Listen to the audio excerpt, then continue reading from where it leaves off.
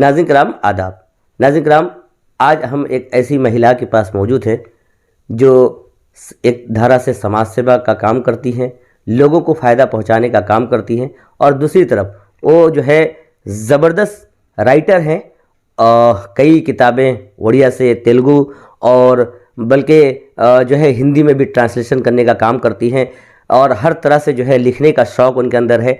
और सबसे खूबसूरत बात यह है कि वो जो है गीतांजलि पीस फाउंडेशन जो एक संस्था के नाम से जो है शुरुआत की है, और उसके मतलब टीम लीडर कह लिया जाए कि तमाम लोगों को लेकर किस तरह लोगों को सेवा पहुंचेगा, किस तरह लोगों को हेल्प मिलेगा, इसके तरफ वो आगे बढ़कर काम कर रही हैं। और बालाश्वर में उन्होंने ज़बरदस्त तरीके से गीतांजलि पीस फाउंडेशन की तरफ से उन्होंने इसकी ओपनिंग की थी और शुरुआत की थी। वो आपने देखा था तर्जुमान में। और आज जो है वो गीतांजलि पीस फाउंडेशन किस तरह चला रही है, क्यों चला रही हैं, और इस तरह समाज सेवा लोगों को फ़ायदा पहुंचाने का जो उन्होंने बेड़ा उठाया है और क्यों उठाया, आइए सबसे पहले उनका इस्तेकबाल करेंगे तर्जुमान में। मैडम, आपका वेलकम है तर्जुमान न्यूज़ टाइम में, क्योंकि आपने वक्त दिया।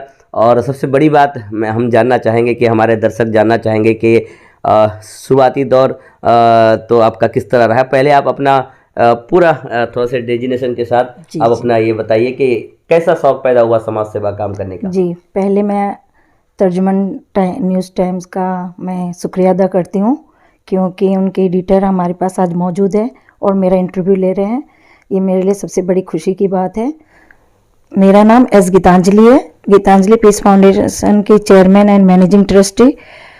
और मेरा जो गीतांजलि पीस फाउंडेशन है, इसमें नेचर ऑफ एक्टिविटीज़ बहुत प्रकार के हैं, लेकिन ये नॉन गवर्नमेंटल ऑर्गेनाइजेशन है जो कि इसमें बहुत प्रकार के एक्टिविटीज़ है। लेकिन मेरा जो गीतांजलि पीस फाउंडेशन का कॉन्सेप्ट है कि सबसे मेन कॉन्सेप्ट है कि हमारे इसमें ज़्यादातर education, skill development, vocational training और empowerment of human and children जो हेल्पलेस है, नीडी पीपल है, उनको हमारी सहायता पहुंचाना, और जो बेरोजगार हैं उनको रोजगार दिलाने का जो काम हमने उठाया है कि इसको पूरा करने के लिए मैं इस फाउंडेशन को क्रिएट की हूँ। ये मेरे मैडम, उसके तरफ हम लोग बात में जाएंगे, क्योंकि आपके जो पीस फाउंडेशन है, मतलब गीतांजलि पीस फाउंडेशन है, उसकी तरफ बात में जाए कौन कौन सा काम।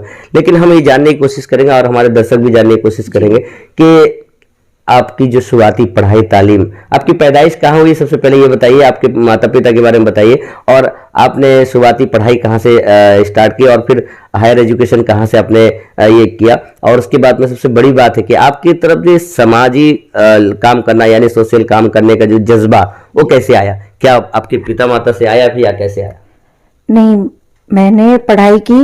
पहले पैदाइश कहाँ हुई आपकी? मेरी पैदाइश कोलकाता पश्चिम बंगाल में हुई है, जो हावड़ा में हुई है। मेरी पढ़ाई लिखाई भी वहीं कोलकाता में हुई है, और कॉलेज भी की पढ़ाई भी मैंने वहीं से की है, जो कंप्लीट करके फिर उसके बाद शादी तो हो गई। लेकिन मेरी बचपन से बहुत इच्छा थी कि जैसे बेसहारा लोगों को देखना, किसी हैंडीकैप्ड को देखना, तो देखने से मेरे दिल में एक दर्द सा होने लगता था कि मैं सोचती थी कि ऐसे लोगों को भगवान इतना इतना माजूर बना देता है कि लोग अपने आप को मतलब कैपेबल नहीं कर पाते हैं। तो मुझे लगा कि ऐसे लोगों के लिए सेवा करना, जो बूढ़े लोग हैं उनका हेल्प करना, ये मेरे मन में शुरू से ही थी। मुझे राजनीति में भी इंटरेस्ट थी, लेकिन राजनीति से ज़्यादा नीडी पीपल को जो जरूरतमंद को मुझे सहायता करने का एक मन में था। हमेशा मैं सोचती थी, जब भी देखती थी लोगों को, तो मुझे लगता था कि भगवान ने ऐसा सबको क्यों बनाया, क्यों हमने उन लोगों को इस तरह किया। लेकिन बाद में धीरे धीरे जब मैं बड़ी हुई, मुझे कुछ ज्ञान आया, तो मुझे पता चला कि सब कर्मों का फल होता है। हम जैसा कर्म करते हैं वैसे पाते हैं, लेकिन फिर भी कर्म के अनुसार भी कुछ रिलेशन होता है कि हम किस तरह उनकी सहायता कर सके। ये मन में था कि मैं बचपन से कुछ करूं।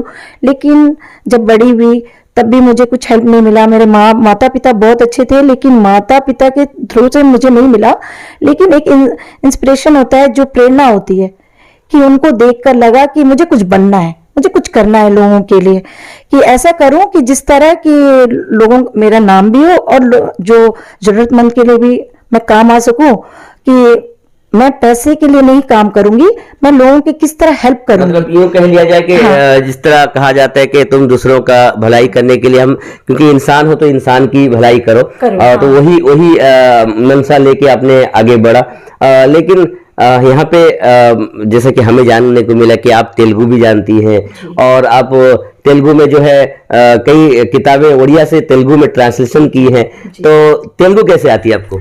जी, मेरा मदर टंग तेलुगु है। मैं एक्चुअली तेलुगु हूँ, लेकिन मुझे 6 भाषा आती है। हिंदी, उड़िया, तेलुगु, बंगाली और आपका माने भोजपुरी। मुझे ये भाषा, इंग्लिश तो कॉमन ही होता है, ये आती है। 6 भाषा मुझे आती है।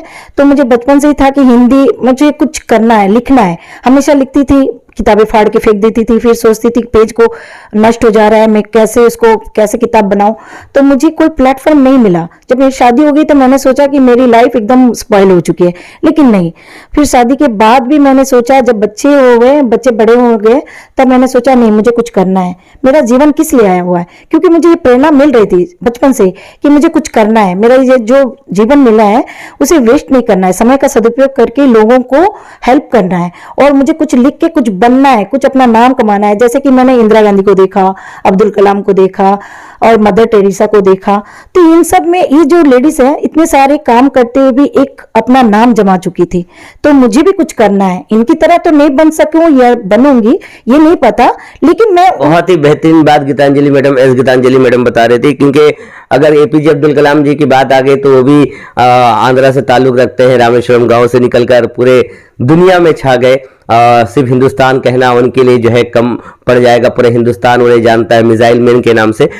लेकिन मैडम, आपको जो है हमने देखा कि यहाँ पे बहुत सारे अवार्ड्स आपके नाम आए हैं, आपको बहुत सारे अवार्ड्स मिले हैं, बहुत सारे मोमेंटो मिले हैं। तो ये लिखने के हैसियत से मिले हैं या फिर आपके सामाजिक कामों को देखते हुए मिले हैं? नहीं, मैं जो लिखने के हैसियत से, मैं तेलुगु ट्रांसलेट भी कर लेती हूँ, हिंदी पूरा भी, हिंदी की एक बुक हो रही है जो कि अप्रैल मंथ में उसका इनॉग्रेशन भी होगी।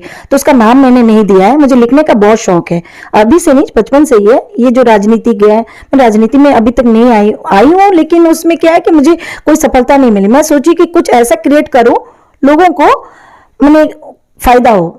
मेरे फायदे के लिए मैंने कभी नहीं सोचा आज तक, इसीलिए मैंने लिखना अपना सोचा, चलो लिख के तो कुछ करें, लोगों को तो मेरी बात पहुंचाए। जो लोगों को कुछ मोटिवेशनल स्पीच नहीं मिलती है, मोटिवेशनल कोई लाइन नहीं मिलती है, तो मैं ऐसा लिखूं कि कुछ मेरी तरफ से उनको प्रेरणा मिले, बस। तो मैडम, अब हम आते हैं आपके गीतांजलि पीस फाउंडेशन। ये कब आपके मन पे आया कि गीतांजलि पीस फाउंडेशन कायम करना? जैसे आपने कहा कि अभी फिलहाल थोड़ी देर पहले आपने कहा कि बच्चे बड़े हो गए, अब हमें कुछ करना था, तो आपने गीतांजलि पीस फाउंडेशन, आपने हमें जो जानकारी मिली है, हमारे दर्शक को बता दूं कि भुवनेश्वर में आपने शुरुआत किया था इसकी, और भुवनेश्वर से फिर बालाश्वर में ब्रांच इसकी ओपनिंग की थी। तो ये गीतांजलि पीस फाउंडेशन, जिस तरह आप पहले बता चुकी थी कि किस तरह हेल्प है, तो बेसिक क्या हेल्प लोगों को मिल सकता है इस गीतांजलि पीस फाउंडेशन से?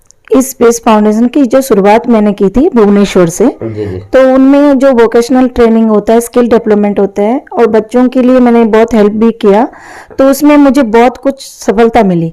तो फिर मैंने सोचा कि इसे बालेश्वर में मैं क्रिएट करके यहाँ पर फाउंडेशन ओपन करके लोगों का दुख दर्द बांट सकूं, लोगों को हेल्प कर सकूं। तो इसी उद्देश्य से मैंने यहाँ एक फाउंडेशन क्रिएट किया।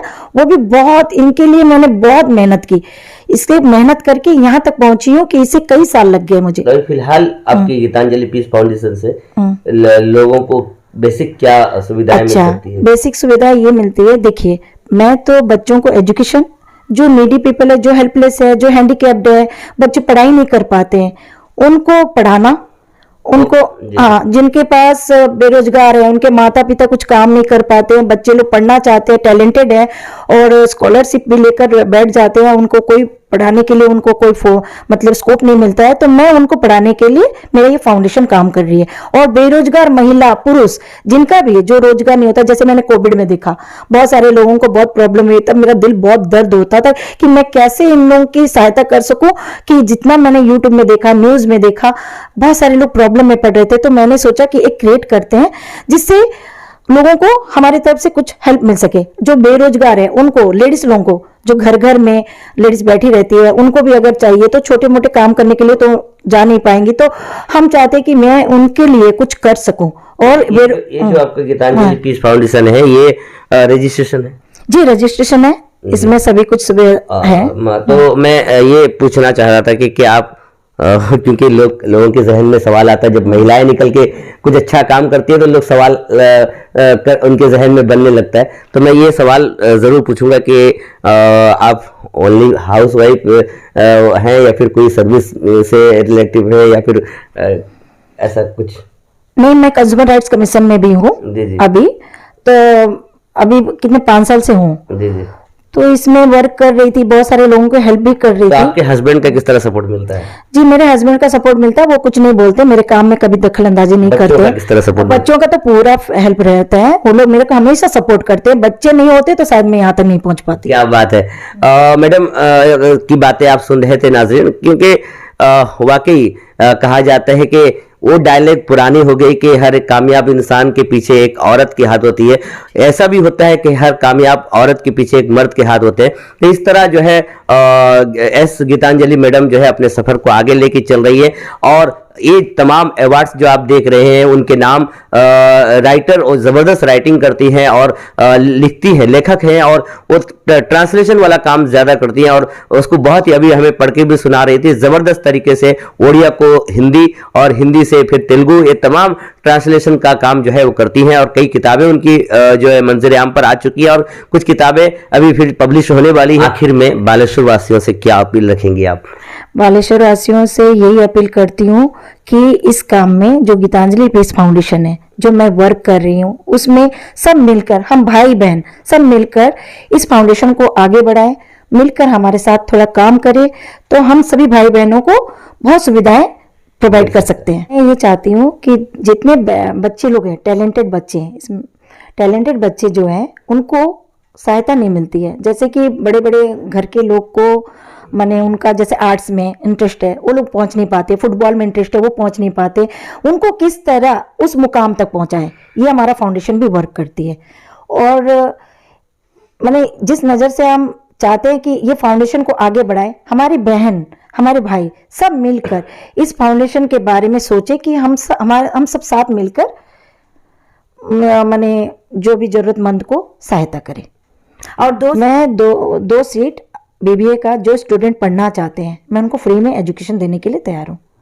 बरहमपुर कॉलेज में मैं दिला सकती हूँ, 2 सीट के लिए अवेलेबल कर सकती हूँ। बहुत बड़ी बात है कि नाज़रीन आप सुन रहे थे एस गीतांजलि मैडम की तमाम बातें।